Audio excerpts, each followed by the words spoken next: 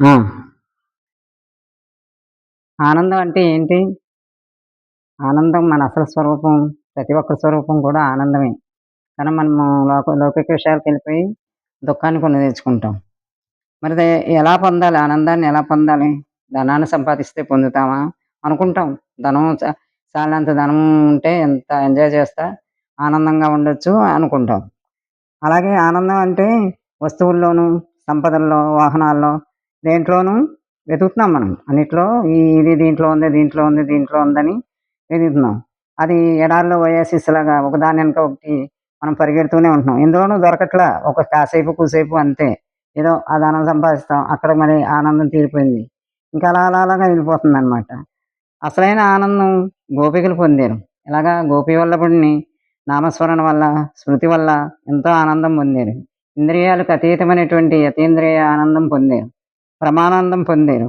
అలాంటి ఆనందం మనం పొందాలి. మనం కావాలనుకుంటున్నామా మరి?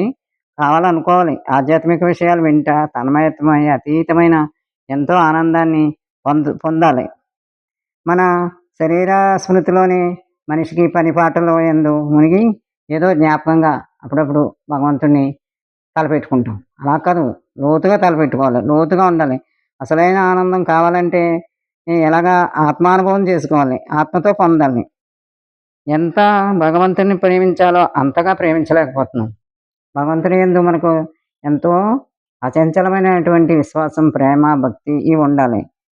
అందుకే ఎలాగైనా మనం పరమానందం పొందలేకపోతున్నామని తెలుసుకొని మనం దాన్ని పొందడానికి ప్రయత్నించాలి. కొంచెం కొంచెం ఆనందం అనుభవానికైతే దానికోసమే తాపత్రయపడతాం. అది ఆనందం అనుభవంలోకి రాక వస్తు విషయాల్లో ఉందనుకుని దాని వెనక మనం పరిగెడతాం. అందుకే మన మొహాలలో ఆనందం యొక్క ఆ తృప్తి, దివ్యత్వం కనబడట్లేదు. మన కోసం మనం కొంత సమయం తీసుకోవాలి. తీసుకొని ఆధ్యాత్మిక విశేషాలు వినటం, వినిన దాన్ని ఆనందించవచ్చు. ఏదైనా మంచి దేవుడి విషయాలు కానీ, కథలు కానీ, పురాణ ఇతిహాసాల కథలు గాని విని ఆనందం పొందవచ్చు. అలాగే భగవంతుడి నామస్మరణతో దివ్యానందం పొందవచ్చు. భజనలని, కీర్తనలని ఇలాంటి అనేక వాటిలో అనేక మంది ఆనందం పొందుతారు.